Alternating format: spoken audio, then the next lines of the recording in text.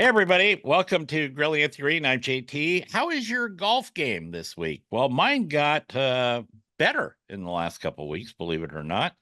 Um, it's because of this man. I went to visit Paul Benson from Dynamic Coaching and Fitting over at the Willamette Country Club in Canby, Oregon. And Paul gave me what I would say is first, probably my first actual real fitting. I've had some other stop by and try out a golf club type thing. But this was, we spent an hour. Um, we could have spent two, but I couldn't stick around that long, unfortunately. But went through the whole process with Paul, and I found it very, very interesting. Paul, welcome to the show. Thank you. So, first of all, let's get some history out of the way here. How long have you been doing this? Boy, I've been a golf professional for almost 30 years. Been a member of the PGA for 14 years. Have been doing this specifically at Willamette Valley Country Club for 11 years. And you've got quite a facility there. I was impressed with, and I had been there before, but it's all covered. There's couches, there's things like that. You can look at the TrackMan and but you hit out into a real driving range. And some of the other places I've seen where you get fitted, you hit into a screen. And I think that added for me a touch of reality to it. You can actually watch the ball fly, just not flying and simulate it. I really appreciated that. Well, thank you. And I think that's, first of all, well, there's a lot of facilities that fit out there and everyone can only do with what they have. And if you're, don't have a golf course to do this at, then you create a simulator room in a facility. And, there's lots of places that do a wonderful job at that. But we feel that being able to see the golf ball fly through the air is of paramount importance to getting fit, because as nice as all the launch monitor technologies and everything are, there's really no substitute for seeing what the golf ball does while it's flying through the air. Your eyeballs aren't going to lie to you. And I've spent enough time with all these launch monitors and simulators and whatnot to know that I've hit shots that the computer did something different. And I look up and see the ball doing something and the computer says something different. I'm like, I got to believe my eyeballs. My eyeballs tell me that was a big draw. It was not a low slice. Yeah. And so that's why we chose to take this route with our facility. How long has that facility been open? We've been open now for just over 7 years. And are you constantly upgrading if you will, the software and stuff? Yeah, from a technology standpoint, we have a flight scope that we use and also a TrackMan. Unfortunately, those things are, relatively, they're like your iPad. It updates itself all the time. Sure. That takes care of it for the most part. But as far as updating the equipment that we have in there and all the displays and all that stuff, that's constantly changing and evolving as we feel, there's different technologies that are coming out that we want to offer to our customers. Do the manufacturers help with this? Because a lot of pro shops anymore don't sell clubs, quite a few of them, but some of them do. Willamette does. But when you have a special fitting center like that, do they support you, or do they? I'm just curious to how that business aspect works, Paul. Sure. I think, well, when we first got started doing it, we were only Titleist. That was the only manufacturer that, when we shared our vision or what we want to do, they were the only manufacturer that kind of stepped up and said, "You think that sounds like a good idea? Let's be a part of that." And so we became what's known as a Titleist Advanced Fitting Center very early in our process.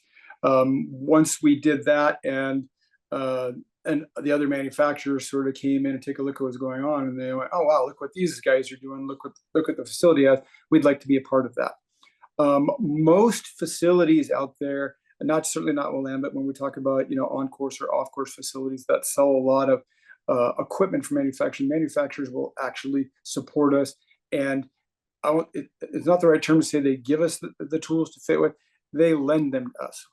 They will give us the fitting tools for however long the product cycle is.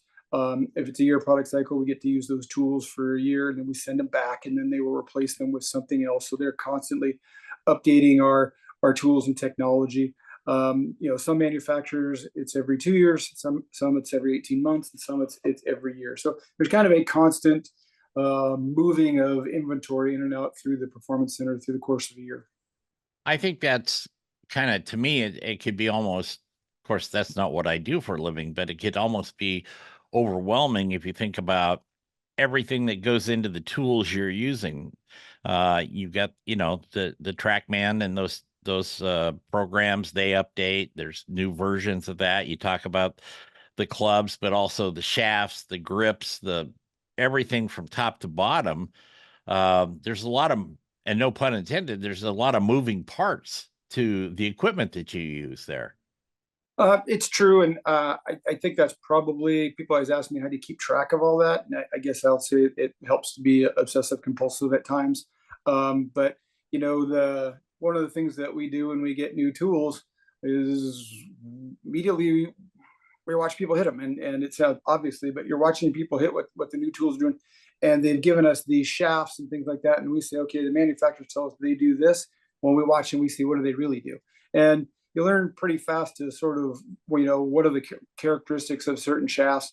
If a hazardous black when it comes out, and if there's a new version, it's still going to be a hazardous black of some kind, and they're going to change something here or there a little bit, but it doesn't go from a low spinning shaft to a high launch, high spinning shaft. I mean, that's why they actually make the hazardous red. So, there are some things like that as you when you do this a lot that you realize there are sometimes the more things change, the more they stay the same. So once you kind of get involved in that and you're doing it all the time, it's not as confusing as it is for probably people who aren't in the business. This is a little off topic, but have you run into maybe it's a club head or a shaft or whatever that is no longer in the product line, but you wish it was? I mean, all the time when when Diamana got rid of the Diamana White, which was a great shaft, and you still even see like Brooks Koepka or Tiger Woods still use that shaft a lot, and it's they tried to get rid of that shaft, and you can, like, the tour pros can still get it, but the average golfer can't really get. There are things that go away that we're always like, why would they ever get rid of that? Matter of fact, Graphite Design tried to get rid of the Tour AD shaft, which is a shaft you see used by like Hideki Matsuyama. That's that orange and white shaft that you see a lot of the tour pros use. Right. They actually sunsetted that shaft a few years ago and tried to get rid of it, and they couldn't. It is still around and it is still going strong, and the players still like it. And it's matter of fact, I use that in my fairway woods. It's a phenomenal fairway wood shaft. So yeah, sometimes things go away because it's like, it's the same reason they don't make 69 Chargers anymore. Those are great old cars, but the 30 new year technology sometimes does a little bit more. Oh, absolutely. No, I get it. I just what prompted that question was when you looked at my clubs, the ones I brought that day, it was like, how long ago did you get these? And that's fine. But when I was driving home from our session, I was laughing to myself because I thought, I told you when I thought I got them, but driving home, I thought, I really don't know if that's true or not. If that was, how long had they sat in my friend's garage, who was a club salesman, club rep, but I don't know how long he had them before he gave them to me. So I have no idea. Well, and there's nothing wrong with old golf clubs. I mean, specifically, we don't really know, does graphite degrade over time? That's a great question that I don't have an answer to. Steel doesn't really do that, but steel will also start to corrode and can rust, and shafts can weaken just as they get older. I think the biggest thing that people don't really think about when they think they've had clubs for a long time is groove wear, especially in your irons and your wedges. I mean, your grooves are going to wear if you play golf, and as your grooves wear, generally the golf ball starts to fly a little higher and spin a little less, and we kind of lose control of the golf ball. A lot of people don't realize that that's happening. The other side of the equation I know people think about is, how much have you changed in the last 10 years? I know I've changed a lot in the last 10 years. I mean, my golf bag looks nothing like it did 10 years ago because I'm not the same golfer I was 10 years ago.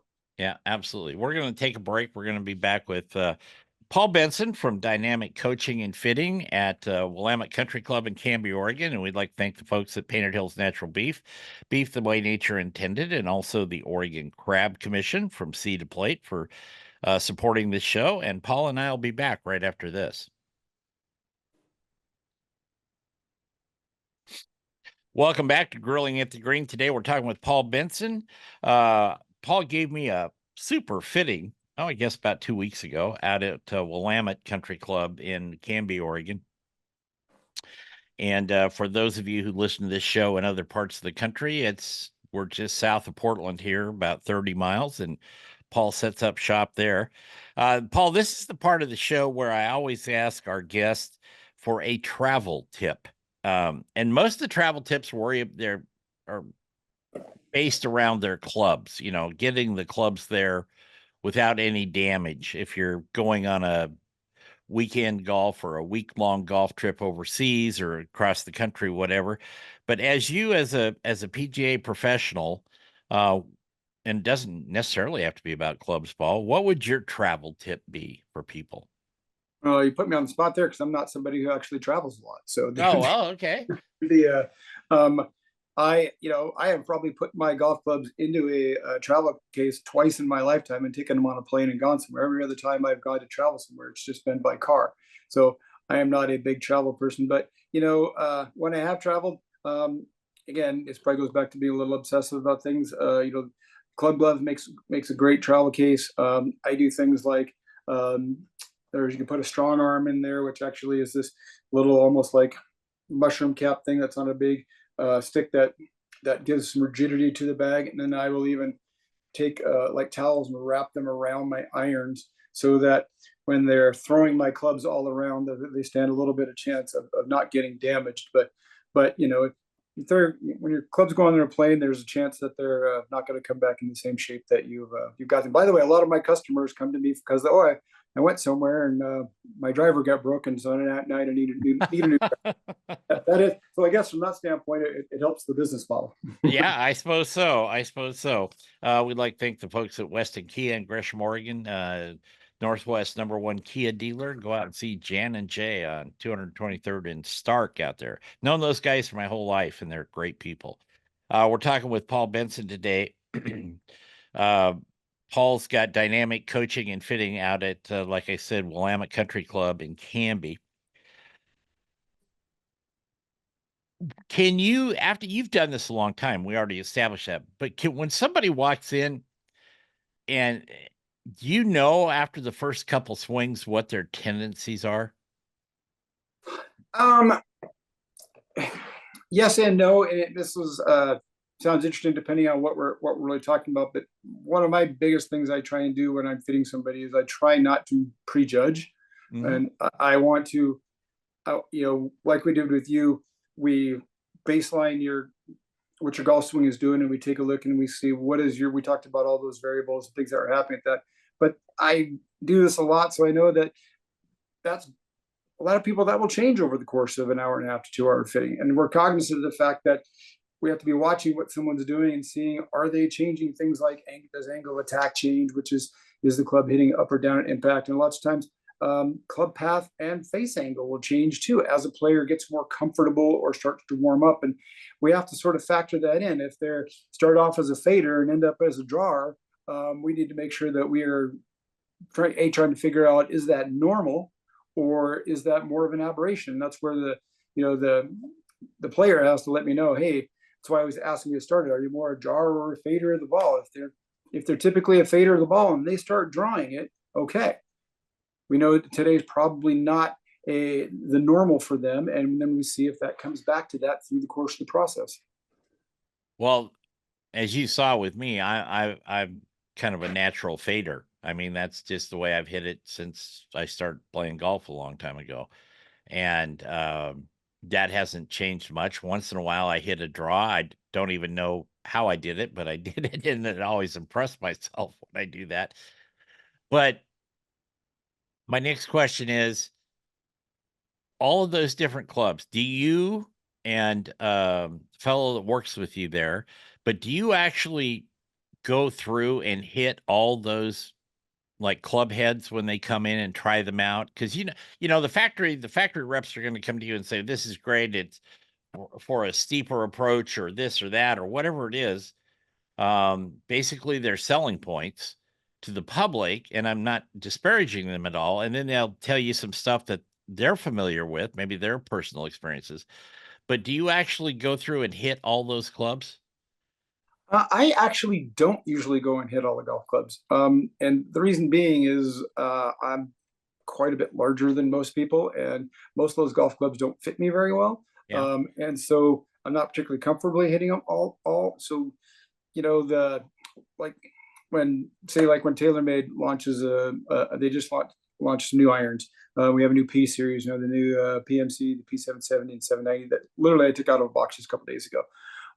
One of the assistant golf professionals in the shop, who's a TaylorMade guy, he's going to come out like next week, and we are going to hit them all, and we're going to hit them on TrackMan, and he's going to hit them for me, and I'm going to watch what they do and listen to what they do, and then we're going to look at all the data and information, and we're going to figure out together what are these actually really doing, and because to that point, the manufacturer's job is to tell me what it does, but I know their job is to sell golf clubs, and my job is sure. to figure out what they do. So I would actually rather watch somebody do that and be really sort of trying to figure out what the club is truly doing than be trying to figure out, well, how am I hitting it? Because Yeah, I'm a day-to-day golfer just like everybody else. So that comes and goes with everything. So while I want to look, and actually the person that actually does that is the other golf professional I work with. His name is Scott Rath, who's a very, very good player and teacher.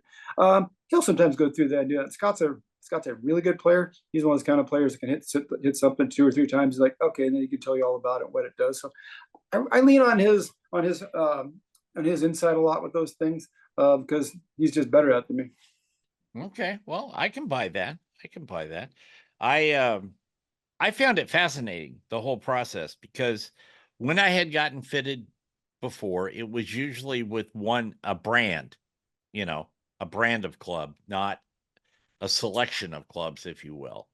And nothing wrong with, like you just said, they're trying to sell golf clubs. And so I'm looking at the TaylorMades or Titleists or whatever they were, and that's all you're hitting. Uh, the real upside to this is you get to find a club in your process that you're comfortable with, the student is comfortable with, the person that's getting fitted. Um, and I think that's a really cool thing. We're going to take a break. We're going to be back with Paul Benson from Willamette Country Club, and Paul's is called his business is called Dynamic Coaching and Fitting out there, and pretty easy. You can find him out there, and we're going to continue this conversation on the other side of the break. Stay with us. Welcome back to Grilling at the Green. I'm Jeff, and we'd like to thank our new sponsor, Squares Shoes. I got them. I got my red ones, Paul. I got some red mesh ones. I got some formal ones too, if you will, and they are very comfortable. So those folks, Bob and his crew back there at Squares, we appreciate that. Also, Painted Hills Natural Beef and Gorilla Grills. As you can tell, there's a lot of food people in my shows here, Paul. That's one of the things I do there. Um, when you started, did you want to be a fitter, or is that something that you just gravitated to? Um, I would say, I mean, like most people when they get started in the golf business, we'd like to be a golf pro for a couple of years and then go on tour and make lots of money, but that Sure. was not in the cards. And was probably thought I was going to be more going towards being a head golf professional at a facility. And there, but through the course of working at a number of the facilities around here, wherever I worked at, I always kind of ended up being the person who did all the club fitting. And then actually my business partner, one day sort of before I became my business partner, had the idea, and he was doing a lot of teaching at Willamette Valley. He wanted to expand and start working more on club fitting, that he didn't have time for it. And because I had done a lot with that with him in the past, he asked me if that was something I was interested in.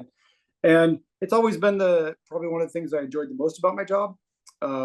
Every person you fit is different. Every person has a different puzzle that you have to try and solve. And I'd love to tell you I solve all of them. I certainly don't. But there's, everyone presents a new set of variables and issues, and it's fun to go through with them and see if you can solve that from an equipment standpoint, because equipment is part of the equation, but golf swing is also a big part of the equation as well too. How rapidly can it change? We mentioned this at the top of the show. Your golf swing isn't the same or as it was 10 years ago. Okay. Um, Mine may not be the same as it was 10 days ago, but how can people kind of assess that in themselves when and say, okay, maybe I need to go back and get a different fitting now because things have changed.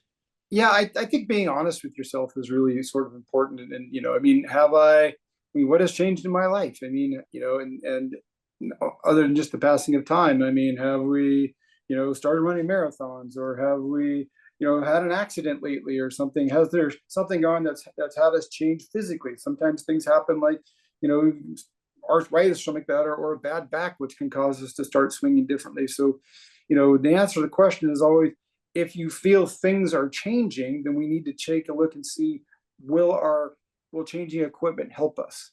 Mhm. Because the answer is not always yes. The we I think that's the biggest question that people have, and I get all the time is like, I'm going to wait till I get fit till I'm swinging better. 5 years later, I'm going to wait till I get fit till I'm swinging better. 10 years later, they're still waiting. In the meantime, what we really find, especially with the use of all the technology that I have, most people make more um, consistent swing than they think. So when you look at things like angle attack and club path and face and all that, they're much closer than people think. It's just we have good days and bad days, and Yeah. it's you have to sort of figure out, are we in a good day or are we in a bad day? But I'm very fond of telling people that your golf clubs have to work on a good day and they have to work on a bad day, and they actually need to work harder and they need to do better on the bad days, because when you have good days, you probably can hit everything. So it is always a moving target, but I mean, that's life. Life is a moving Oh target. yeah, absolutely. What should people be looking for when they go to get a club fitting? Whether it's from you or they're in another part of the country and they won't, they'll never get to Oregon or whatever, Paul, but what are some basics? People are different, teachers are different, business model facilities are different, but there should be some, I'm guessing, some very basic things that people should be looking for to attain out of a club fitting instead of just saying, I got to go buy some new pings, period. Sure, great question. Most of the OE manufacturers do club fittings around any major metropolitan area. I mean, almost all of them have fitting days or events. So there are plenty of them around. And I always kind of remind people a little bit, is those people, their job is to try and sell golf clubs. And there's nothing wrong with that. You have to go into that process understanding that that is what ultimately their outcome is. So while you're going through that process, you need to be aware of the fact, are they pushing an agenda? Okay. And that's, I think, key, because that shouldn't be, you shouldn't be buying a golf club because somebody tells you it's the wonderful, most greatest thing in the world. You should be trying, is this golf club actually helping me achieve my golfing goals, whatever that may be? So technology is great. Things like TrackMan or even FlightScope or whatnot, because nice thing is if you can look at numbers, while they can be wrong from time to time, they don't lie. But I also let people know numbers can be manipulated. Yeah. And you have to be, if your eyes are telling you something and the person back there telling you what the numbers are is telling you something different, believe your eyeballs, because they might be trying to talk you into something that you don't necessarily need. Um, there's nothing wrong with going through a fitting and having the person look at you and go, you know what, your golf club is the best golf club for you. Keep it. I've told a lot of people in my career of doing this, keep your clubs. It's great. I've also told a lot of people your clubs are terrible. Let's get new ones. So we try and be honest, but I understand that people don't. They think that that's my job, is to sell them golf clubs, and I always remind people that, well, at my facility, that's not my job to sell them golf clubs. My job is to answer all their questions and help them decide if they need new golf clubs. But I, it's never a bad thing to figure out that the driver you have is the best driver for you, and that spending $500 on a new one won't necessarily do anything for you. Should should people, two things, talk about feel for a minute. There's sometimes the technology, if you will, and the science, Paul, can overwhelm people. I've seen that. You're talking about all these numbers and MOI and different things, and that's fine. But I would submit perhaps most of the recreational golfers are field golfers. They go out, they play 2, 3, 4 times a month or however many they can, and they know what a good shot to them feels like. And that's kind of maybe sets a baseline for them, and they do that. And then on the other side of that, you get done with a fitting, and they say, whoever's doing the fitting says, this is a great club, or I would suggest this for you. And they drive home and they say, well, wait a minute, I really liked the other one. And I'm not talking about my fitting. I'm just saying, what if you drive home and you were showing somebody a Titleist and you said this Titleist AP3 is something that's great, but they said, no, I really like the TaylorMade in their mind, and they go home. Did they get anything out of that fitting then, or did they just get to try a bunch of clubs and they liked it? Well, they get information, hopefully. Yeah. And the information should be, and that's really what you're trying to do. You're trying to help them crystallize, do they actually need to do they need the actual golf club? The field discussion is always extremely difficult, because what is feel? Feel is unquantifiable.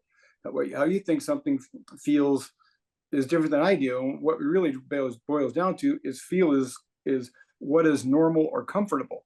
But if you're not doing something correct, but that's what feels normal to you, okay, is that helpful? And there's plenty of people we get out there that they like the way that feels, but then we explain to them, what that is doing is not helping them achieve their goals. We might need to change our feel so that we can get a better result. So feel is something that changes all the time, and it is hard to qualify. I always tell people, listen, don't let your ego choose your golf clubs. Let performance choose your golf club. Know whatever is working better for you. And I like whatever helps you achieve your goals. And everybody has different goals, but Yeah. whatever clubs are helping you do that, because I know this for a fact. And if I give you the worst feeling driver in the world, and I give it to you, and you go and you hit it 30 yards further than you went dead straight, but it feels terrible, and I give it to you for 2 weeks, and you go play with it. By the time you come back and play with it, when you're used to hitting it 30 yards further and right down the middle every time, you're going to tell me that's the best feeling driver you've ever had, because your feel adjusted the fact of what that's doing, and your Sure. brain associates that success with that feeling, whatever the feeling is. So feel is subjective, and feel changes. But when we get down to that point in the fitting, we have two golf clubs that we like, and they're both doing wonderful things. Let's take the one that feels better. So that's Yeah. but it shouldn't supersede performance. Performance should be whatever helps you win more tournaments, beat your friends, or win more money on the PGA Tour. It's about what helps you be successful. And I've played golf clubs that were didn't feel particularly well, it didn't look particularly well, because they just worked. And I learned to love those clubs over time because they worked. So is it feasible to say that supposedly, theoretically, that a person could play and learn to play any golf club? Not saying they're very good at it. I'm just saying, is it theoretically feasible that they could learn to play any golf club? I think yes, you can learn to use anything with enough time, practice, and athletic ability. But the question is, and people always get, well, then why do we bother club fitting? I'm like, well, because how much time and energy and money do you want to put in? Wouldn't you Yeah. rather just have something right off the bat that you don't have to work that hard to use? Because whether you got fit for new clubs or not, I mean, they still cost the same amount of money. Right.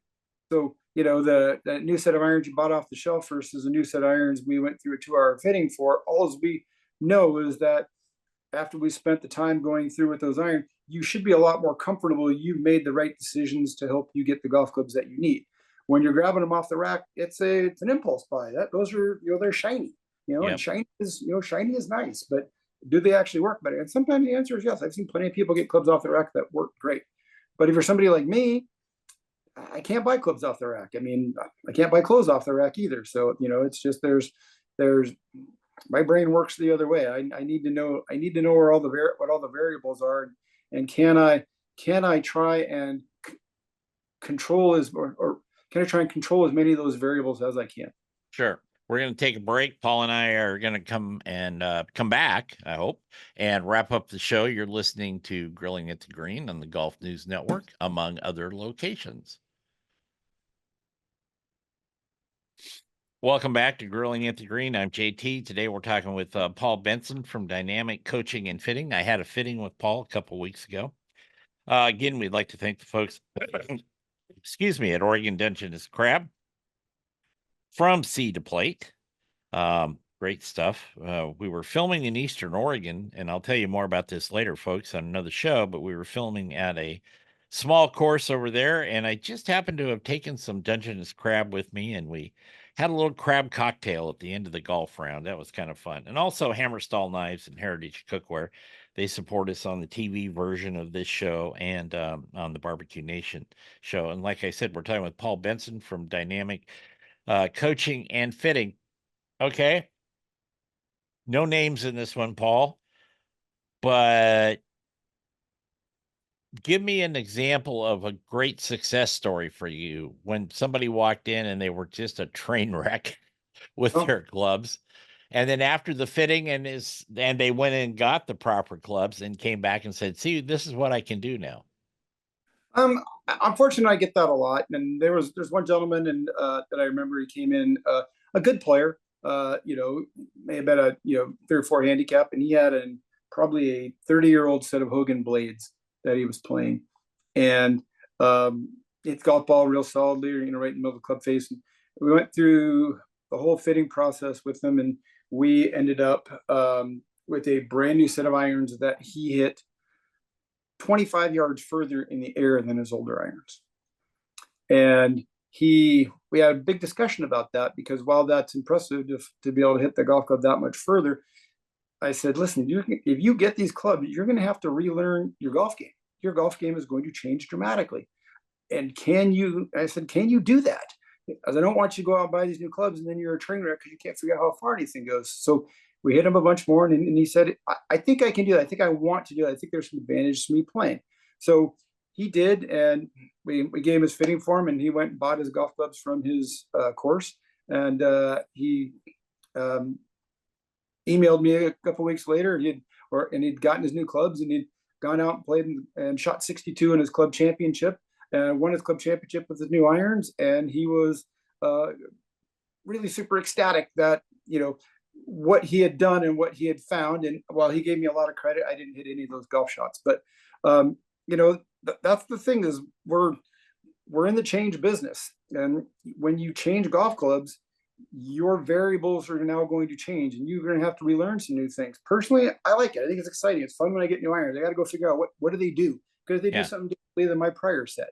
If people come in and expect they want the exact same thing, then I'm like, I'm not really sure why you're here if you want the exact same thing, because you already own those golf clubs. But we're fortunate. I get a lot of people that come back to me with some pretty good success stories, and always makes me feel good. And fortunately, I don't get that many people come back on the opposite side of the equation. But what's a question that people should ask you, or somebody who's fitting them for a club, but they normally overlook it? Oh, that's a great question. In general, I would think it'd be good to ask somebody first of all, do they work? If you're the one, that's a good question. Ask somebody if they're getting commissions for what they're doing. Because if they're getting commissions for what they're doing, then at least you'll know if they're pushing you towards a certain brand, why they're getting that towards a certain brand. Boy, I know that's a great question. Because I ask a ton of questions of people, and I encourage people to ask questions. We sort of try to be as transparent as we can. Yeah. My sort of thing, and my business partner's thing is our job is to tell people the truth. Sometimes it doesn't make people happy, but we want people to make decisions based on on the facts and the information that we have, not on um, not on the hype or anything or anything like that. So, I think it's good to ask somebody to ask us, do you have any affiliations? And are you on commission? Because that might give you a clue as to if they're pushing you towards something that you're not comfortable, what that might be. Not all golf clubs are created equal, but are we in a time space now, Paul, where take 3 or 4 of the top brands, Titleist, TaylorMade, Ping, what have you, are they all pretty close as far as what they offer the golfer as a result of striking the ball properly? Boy, I really do agree with that. The manufacturers right now, and they all know what each other's doing. I Sure. mean, as soon as someone comes out with something new and interesting, and they go buy it, cut it apart, and they build something like it, and they come out with it as well. So they're all they're all playing by sort of the same playbook right now. When you look at their like iron offerings, I mean, they'll have 6 different irons depending on the type of the players that you are. And I would say most of the manufacturers, especially the ones that we do with, they're all excellent. The brands that we carry in our building, they're there because we think they make great stuff. I would say some brands we may see a little more variance between model to model. Some brands we kind of always see putting out good stuff. Um, and I think, I can't look at somebody when they walk in the door and go, oh, well, you're a Callaway guy. That's going to be the best thing for you, because we don't know the answer to that. And it's really hard to explain why someone may come in and hit a TaylorMade better than a Callaway, or may hit the Ping better than the Titleist. But that's why we hit them all side by side, because there are enough variances in between these things that certain tools are going to work better for certain golfers. And the only way to figure that out is to hit them and see if something really is working better. Yep, absolutely. We're going to get out of here. Paul is going to stick around for after hours and suffer that abuse with me. But Paul Benson, Dynamic Coaching and Fitting, how can people find you real quick?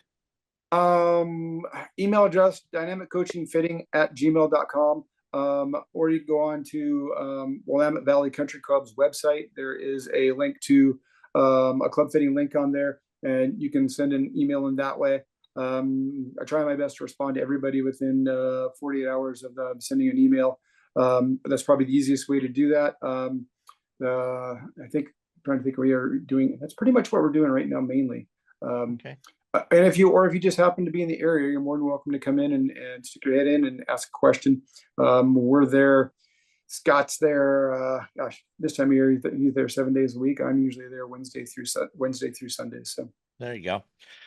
Paul Benson, thank you for being with us. Okay, folks, we got to get out of here. We're over on time, but stick around for after hours.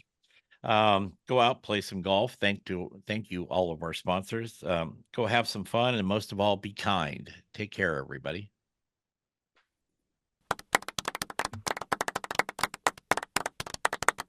Welcome to After Hours, everybody, on Grilling at the Green. I'm JT, and today we're talking with Paul Benson from Dynamic Coaching and Fitting. Paul gave me a fitting a couple weeks ago, and I enjoyed it. Made me think a lot, honestly, and part of that is because of the work I do. Inquisitive minds want to know and all that, Paul, but that last question I asked you in the regular show about clubs and being very similar, do you think that sometimes the manufacturers, they're in the manufacturing business, they got to bring out new stuff, they got to bring out new irons or drivers or whatever, but sometimes do you think they overdo it? I'm not talking about price, but I mean, sometimes to me, the average golfer could get overwhelmed with, in their own mind, trying to compare Titleist to TaylorMade to Ping to Srixon to Mizuno or whatever it is.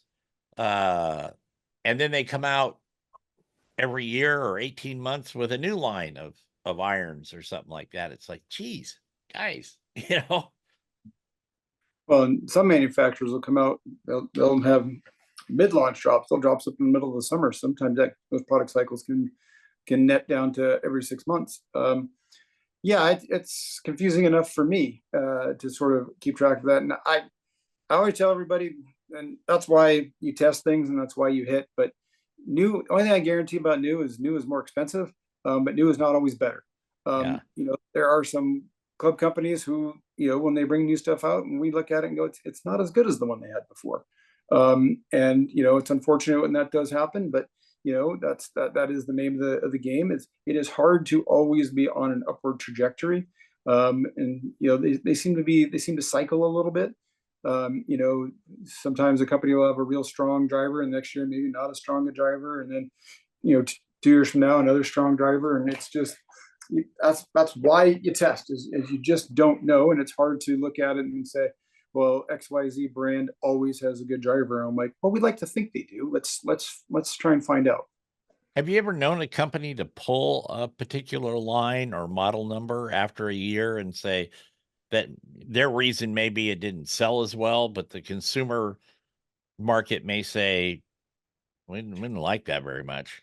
Yeah, it's happened before. There's a couple of pretty glaring examples out there, and I don't want to throw any manufacturers under the bus, Sure. so they'll get mad at me. I have seen that happen before, where they've just realized that what they put out to the market wasn't very good, and it's not selling, so they move past it really fast because that's affects their reputation, and obviously it's just dead product sitting on shelves. Kind of like vanilla Coke, just didn't do very well. Okay. So this is the part of After Hours where I ask you some questions that are not about fitting, not about lessons. Well, mostly not about lessons, but kind of so people get to know Paul a little better. You ready? Sure. Okay. If you could play a round of golf with one of your golfing heroes, who would it be? Golfing heroes. I'm just gonna say Jack Nicklaus. Okay. And if you could get a lesson from one touring pro, they can be off the tour now. But if it was just 2 hours with you, kind of a playing lesson out there playing 9 or 18, who would that be? Who would that pro be? Tiger Woods. Oh, yeah. Well, you're not the first person that ever said that, Paul. If you were declared supreme ruler of golf for one day, and you, Paul Benson, as supreme ruler, could decree something, what would you decree? Everyone has to make all their short putts. I like that. That's pretty good. Do you have a favorite golf course? You must. As someone who's not traveled super extensively, Pacific Dunes is probably my favorite course I've ever gotten to play. Been fortunate to play that a few times. It's an amazing golf course. There are courses I see on TV that I think I would certainly love to get to go see, but Sure. ones that I played, I'd say that's still probably my favorite. What do you think is the toughest part of your job? Um, You've got to kind of be a real diplomat about some things. Getting people to trust me and getting people to be realistic about their expectations. Okay. Um, who had the biggest influence on you becoming a PGA member, teaching pro, etc.? Who had the biggest influence on that in your life? Probably a gentleman named Mike Gove. He was the head professional out at Astoria Golf Country Club. He's now up at Inglewood Country Club. I don't know if he's still working. He may have retired or whatnot. He's been a very big influence on me, and actually my business partner I work with right now, Scott Raff, who certainly has been probably the biggest influence on me in terms of teaching. And that's because I work next to him every day, and I get to hear him give thousands of golf lessons, and I've learned an awful lot from him just about the teaching and teaching processes just by being in the same room with him all the time. Okay. Well, what's one thing that people expect from a golf lesson that they probably should not expect from a golf lesson? I think people often walk in and expect easy fixes. And that I'm just going to, because I'm a golf pro, I can wave my magic wand and make them better. And that's not the case. I mean, like I said, we try to identify problems and give people ways to work through them. But there's there's no shortcuts when it comes to golf. I mean, most time it's hard work and it's time and it's energy and it's effort. But that's the hardest thing to do is people come in and expect you just to wave that magic wand. I'm like, I don't have that magic wand. I got hard work. Is it impossible to find a workaround? And you can do it in other things in life, but what you just said there about golf, it's a lot of hard work and you got to practice and this and that. But maybe there's a certain shot or a club that a particular player just cannot hit, just for some reason, whatever that reason is, physical, mental combination. They just can't hit it. Is it feasible to try to find a workaround on that? Oh, there's lots of workarounds and lots of people's golf bags. That's what chippers are for people who struggle with chipping, and that's why there are big stand-up putters for people who struggle with putting, and that's why 7 woods and 9 woods are so popular because people can't hit 3 and 4 irons, and that's why hybrids exist. There's there are all kinds of equipment things out there, and that's part of the fitting process too, is trying to identify, what's going to help you play better. The, to an extent, and you always have to remember, golf still always has to be a game of skill.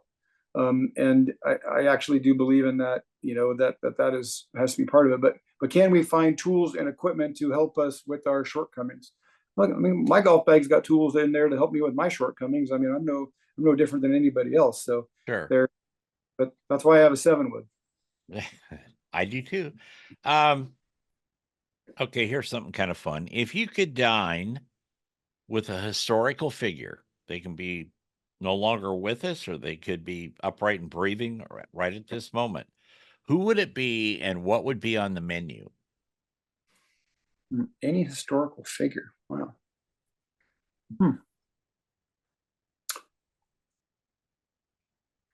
Interesting. I'd love to say something poignant about how about Ben Hogan? Okay. There you go. And people ask why. I'm like, Ben Hogan's 5 Fundamentals of Golf is a book that everyone should have committed to memory, and I would love to pick his brain. And Ben Hogan was a Southern gentleman, so whatever he wanted to throw on the menu. And I've never been down south, so having some Southern cuisine with Ben Hogan and drinking some lemonade sounds like a pretty good way to spend an evening. Ben was kind of a martini guy. I'll just tell you that. That's fine too. Yeah. Okay. All right. That's good. And one of the questions I normally ask is, do you have a favorite golf book? And I think you probably just answered that question about Ben's 5 Fundamentals. Yeah, it's as a golf pro, you'd think I'm one of those people who reads golf books left and right, and I don't read a whole bunch of them, and just because being busy and also trying to learn through doing things. But that's probably actually that's a book I think everybody should have and have read at least 5 or 6 times, because it's just most golf problems are rooted in the fundamentals, and if you've got strong fundamentals, you're probably a fairly decent golfer. So it's always a great place to look. Couple more here, Paul. Do you remember the first time you ever picked up a golf club?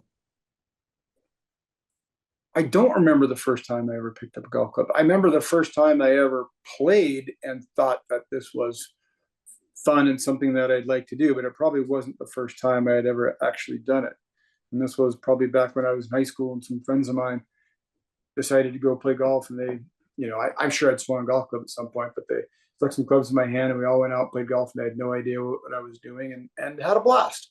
And that was, kind of the start of thinking about trying to do something with golf. Did your family play golf at all growing No, up?